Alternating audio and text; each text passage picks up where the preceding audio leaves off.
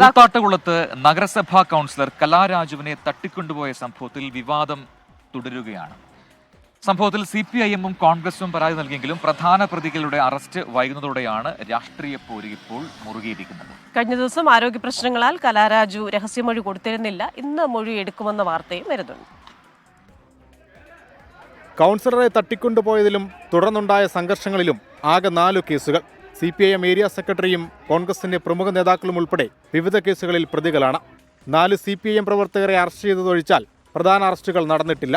ഇതോടെ തട്ടിക്കൊണ്ടുപോകലിൽ രാഷ്ട്രീയ വിവാദം കത്തിക്കയറുകയാണ്. CPIM പ്രവർത്തകരെ മാത്രം അറസ്റ്റ് ചെയ്തതിൽ ഇന്നലെ ഏരിയ സെക്രട്ടറി PV രതീഷ് പോലീസിനെതിരെ ആഞ്ഞടിച്ചിരുന്നു. ആദ്യം ആക്രമിച്ച കോൺഗ്രസിന്റെ പ്രവർത്തകർക്കെതിരെ കേസില്ല, അവരെ പോലീസ് അന്വേഷിക്കുന്നില്ല, അവരെ അറസ്റ്റ് ചെയ്യണ്ട.